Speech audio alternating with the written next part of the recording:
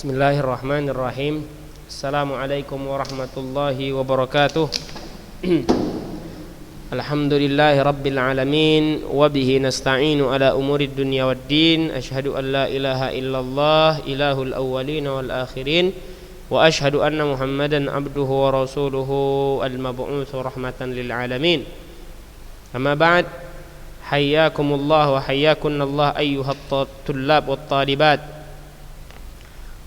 Alhamdulillah, segala puji dan syukur kita berikan hanya untuk Allah subhanahu wa ta'ala atas karunia serta nikmat-nikmatnya yang tidak henti-henti dan tidak terputus untuk kita.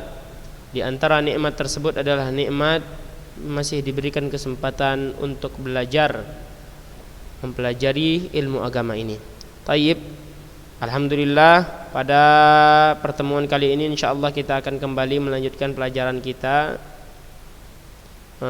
pelajaran fikih muyassar, yang mana pembahasan kita sudah sampai kepada bab ketiga. Adapun bab pertama dan bab kedua itu tentang air, tentang taharah dan pembagian taharah serta hukum-hukum air. Bab yang kedua tentang bejana. Kemudian kita sudah ceritakan apa hubungan kaitannya dengan bab taharah ini. Itu sudah kita jelaskan, serta hukum-hukum yang atau masalah-masalah di bab bejana sudah selesai kita bahas. Tayyib. Namun pada kesempatan kali ini kita akan masuk dan lanjutkan di bab ketiga yang berkenaan tentang qada'ul hajah, buang hajat. Tayyib. Perhatikan, sebelum kita lanjutkan bab 3 ini, Ustaz ulangi ya, bahwa catatan fikih itu harus lengkap. Catatan fikih harus lengkap karena untuk membantu nilai praktek. Dari catatan tersebut akan kita ambil nilai prakteknya. Jadi dari sekarang, bagi yang sudah mencatat ringkasan-ringkasan, catatan-catatan dari pelajaran-pelajaran kita di pelajaran fikih ini, maka silahkan kalau sudah lengkap dikirimkan ke Ustadz langsung dan tulis namanya jelas-jelas serta kelas, nama serta kelas. Baik.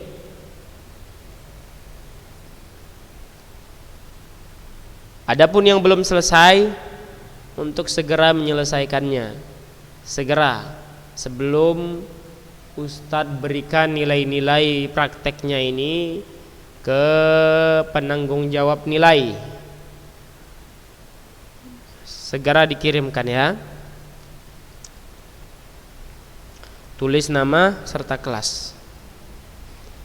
Jelas ya? Dan Ustadz ingatkan lagi bahwa sebentar lagi ulangan tengah semester. Jadi kalau ada yang belum jelas dari pelajarannya, maka silakan ditanyakan. Ya, silakan ditanyakan. Dan insyaallah adapun kisi-kisinya tidak terlalu banyak. Pembahasan kita yang Ustadz masukkan dalam soal hanya sampai sebelum pembahasan bejana. Jadi gampang sekali. Itu kisi-kisinya. Pertanyaan tentang hadis ada. Itu berada di masalah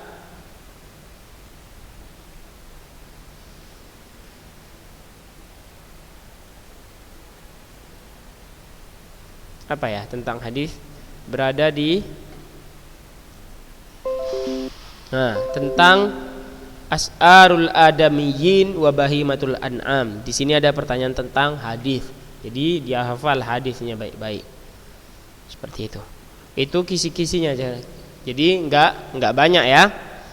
Pelajarannya tentang di bab 1 saja, dan pertanyaan tentang hadis insyaallah ada itu di al-mas'alatus sadisah. Jelas? Bagi yang dengar ini insyaallah udah paham, nggak ada pertanyaan lagi. Nanti jangan bilang nggak ada kisi-kisinya. Baik. Kita lanjutkan bab ketiga.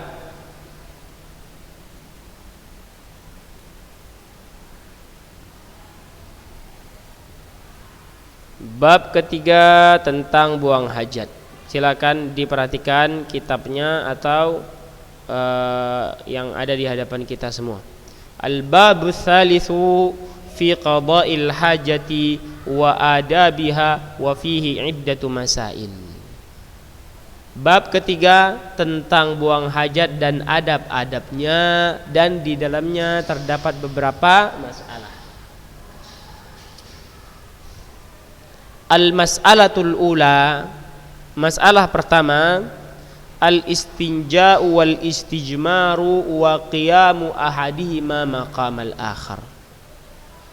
Masalah yang pertama itu tentang istinja dan istijmar, dan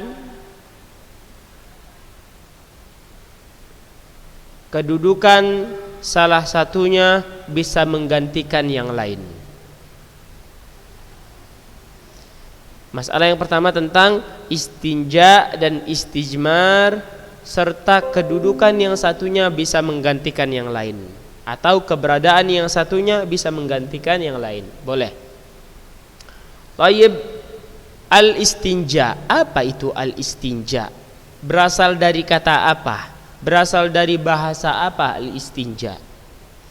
Al-istinja sudah pasti dari bahasa Arab ya, dan diadopsi menjadi bahasa Indonesia. Istinja, silahkan beristinja, sudah dipakai menjadi bahasa Indonesia.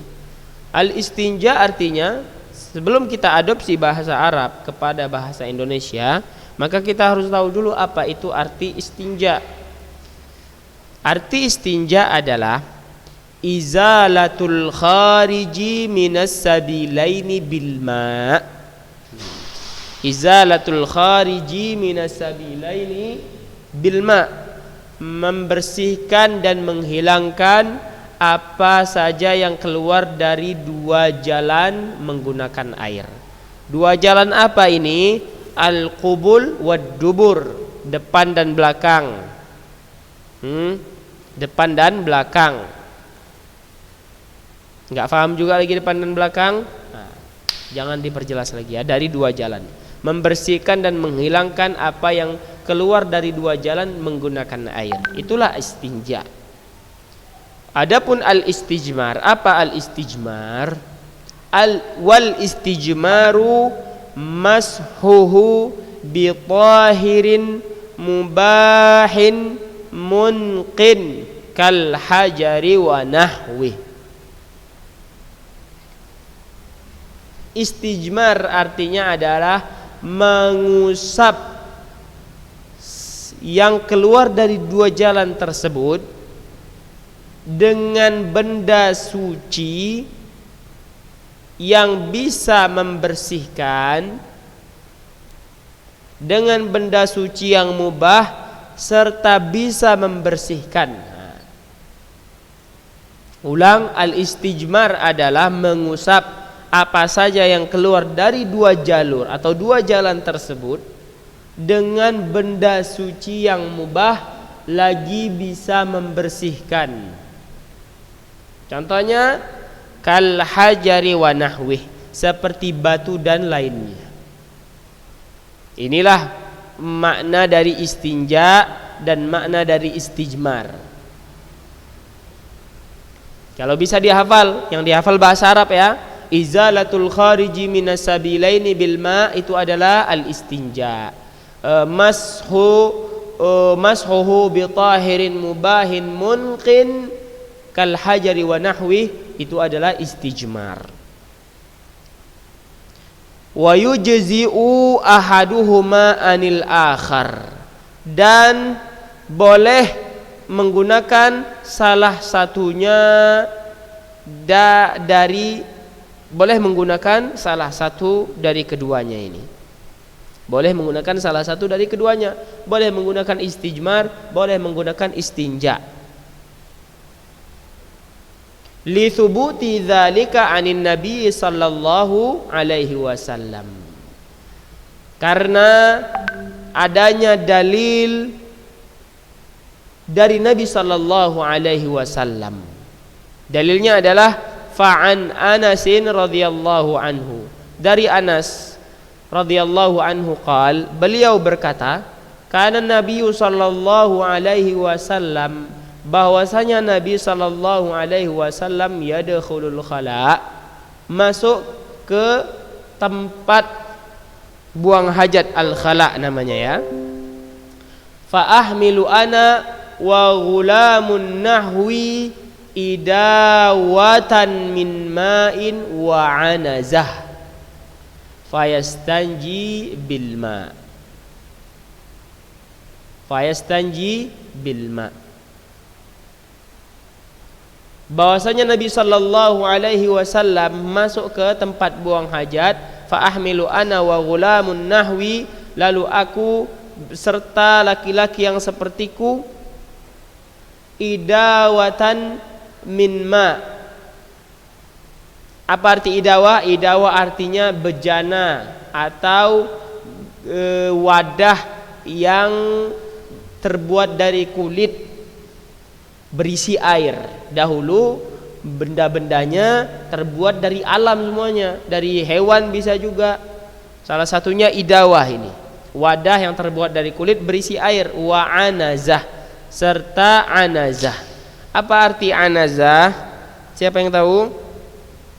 Arti anazah adalah sebuah benda, atau lebih tepatnya anazah itu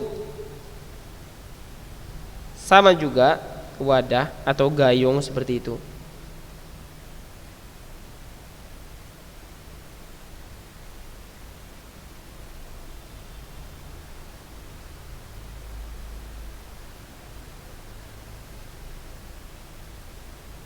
Taib.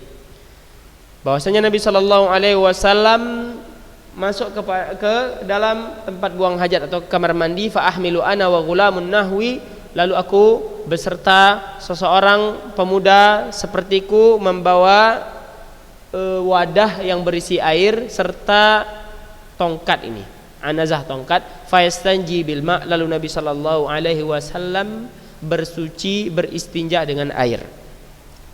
Wa an, itu dalil pertama. Wa an Aisyah radhiyallahu anha, dalil yang kedua dari ibunda Aisyah radhiyallahu anha, anin nabi sallallahu alaihi wasallam qala, dari Nabi sallallahu alaihi wasallam ia bersabda, idza dhahaba ahadukum ilal ghaid falyastatib bi thalathati ahjar fa innaha tujzi'u anhu. Apabila salah seorang kalian hendak buang hajat, falyastatib bi thalathati ahjar, hendaklah ia bersuci, membersihkannya dengan tiga batu. Fa innaha tujzi'u anhu, karena sesungguhnya itu cukup, itu boleh dilakukannya. Itu artinya wal jam'u bainahuma afdal, dan menggabungkan kedua hadis ini itulah lebih afdal. Maksudnya, dan menggabungkan kedua hal ini, menggabungkan antara istijmar dengan istinja itu lebih afdal. Gimana contohnya? Contohnya misal ada tisu, ada air, maka gunakan tisu dulu baru gunakan air, atau gunakan air terlebih dahulu baru gunakan tisu, enggak masalah, dua-duanya boleh. Dan itu lebih afdal, kata pelajaran kita yang ada di kitab ini, pengarang kitab ini. Wal jam'u bainahuma afdal, menggabungkan keduanya itu lebih afdal, menggabungkan antara istinja dan istijmar. Adapun cukup dengan salah satunya juga boleh, cukup dengan istijmar saja boleh, cukup dengan istinja saja juga boleh. Faham ya? Tayyib. Itu penjelasan tentang istinja dan istijmar, pengertiannya serta dalilnya. Karena dari mana boleh menggunakan air untuk membersihkan apa yang keluar dari dua jalur, dan dari mana dalilnya boleh menggunakan batu atau sejenisnya untuk membersihkan apa yang keluar dari dua jalur. Tayyib. Kita lanjutkan. Wal istijmaru yahsulu bil hijarah aw ma yaqumu maqamahu min kulli tahirin munqin mubahin. Dan istijmar itu bisa diperoleh dengan batu atau apapun yang bisa menggantikannya dari segala benda-benda suci yang mubah lagi bisa membersihkan. Jadi istijmar itu bisa diperoleh dengan batu atau yang bisa menggantikannya dari segala jenis atau benda yang mubah, bersih, bisa membersihkan. Suci, mubah dan bisa membersihkan. Contohnya apa itu, Ustaz? Seperti tisu kita sebutkan. Seperti apa lagi? Seperti kain. Seperti apa lagi? Seperti kayu, daun dan lain-lainnya. Seperti ini. Kal manadil, seperti kain-kain lap, sapu tangan. Al waraq, daunan. Wal khashab, kayu. Wa nahwi dzalika, dan yang sejenisnya. Jelas? Itu contoh-contohnya. Jadi udah kita bahas pertama pengertian, dalilnya boleh istinja dan istijmar dan lebih afdal menggabungkan. Kemudian kita bahas istijmar, contohnya apa-apa saja. Kita lanjutkan. Li'anna an-nabiy sallallahu alaihi wasallam kana yastajmiru bil hijarah, dan karena Nabi sallallahu alaihi wasallam pernah beristijmar dengan hijarah, dengan batu, fayulhaqu biha ma yumathiluha fil inqa, maka boleh digunakan yang sejenisnya dengan syarat bisa membersihkan. Boleh digunakan yang sejenis dengan batu dengan syarat bisa membersihkan. Itu syaratnya. Dia asalnya dengan batu, namun kalau tidak ada boleh yang sejenisnya yang gunanya bisa membersihkan juga, dan dia suci lagi mubah digunakan. Karena ada benda-benda yang seperti batu tapi tidak boleh digunakan, nanti akan kita bahas. Wala yujzi'u fil istijmar aqallu min thalathi masahatin, dan tidak boleh menggunakan istijmar, tidak boleh beristijmar kurang dari 3 kali usapan. Ya, 3 kali usapan. Kalau bisa 3 kali usapan ini dengan 3 benda yang berbeda atau 3 batu yang berbeda. Satu selesai buang batunya, pakai batu yang lain, dan pakai batu yang ketiga. 3 kali usapan, nggak boleh kurang dari itu. Karena khawatir kalau kurang dari itu nggak bersih dia nantinya, nggak bersih. Perhatikan kenapa nggak boleh kurang dari 3 kali usapan, dan terutama dengan 3 batu berbeda atau 3 tisu berbeda, karena khawatir kalau batu yang sama nanti tidak bersih. Wadah ya. Dalilnya apa? Perhatikan dalilnya. Li hadithi Salman radhiyallahu anhu, hadis yang dibawakan oleh Salman radhiyallahu anhu, beliau berkata, nahana, yakni Nabi sallallahu alaihi wasallam, Nabi sallallahu alaihi wasallam melarang kami an nastanji bil yamin, untuk beristinja dengan tangan kanan. Perhatikan, Nabi melarang beristinja dengan tangan kanan. Wa an nastanji bi aqal min thalathati ahjar, dan Nabi pun melarang kami untuk beristinja ataupun beristijmar kurang dari 3 batu. Dan Nabi sallallahu alaihi wasallam pun melarang an nastanji bi raji'in aw 'azmin. Nabi melarang kami untuk beristinja ataupun beristijmar dengan kotoran ataupun tulang. Kotoran gimana, Ustadz? Beristinja dengan kotoran. Ini maksudnya beristinja dengan kotoran, tentu kotoran yang sudah mengering, sudah keras, sehingga seperti batu dia. Maka ini tidak boleh. Ini tidak boleh. Jadi ada 3 larangan disebutkan Nabi Shallallahu Alaihi Wasallam dalam hadis ini. Yang pertama, Nabi melarang menggunakan tangan kanan. Nabi melarang menggunakan kurang dari 3 batu, dan Nabi melarang menggunakan kotoran dan tulang belulang. Nggak boleh. Jadi jelas ya, bagaimana tata caranya sudah kita pelajari. Kalau beristijmar, pertama harus bendanya itu suci, mubah lagi bisa membersihkan. Seperti contoh-contohnya madadil, sapu tangan atau kain-kain yang bisa digunakan, dedaunan serta kayu. Kemudian tidak boleh kurang dari 3 kali usapan atau tidak boleh kurang dari 3 batu. Kemudian tidak boleh menggunakan tangan kanan. Kemudian tidak boleh menggunakan kotoran dan tulang belulang. Itulah cara-cara beristijmar. Cara-cara beristijmar. Ada nanti adab-adab yang lain. Itu diantara adab-adabnya, adab-adab beristijmar harus ditulis poin-poinnya itu. Kalau bisa pakai bahasa Arab atau beserta bahasa Indonesianya, biar lebih hafal dan ingat. Jelas? Nah, kalau jelas maka harus diingat.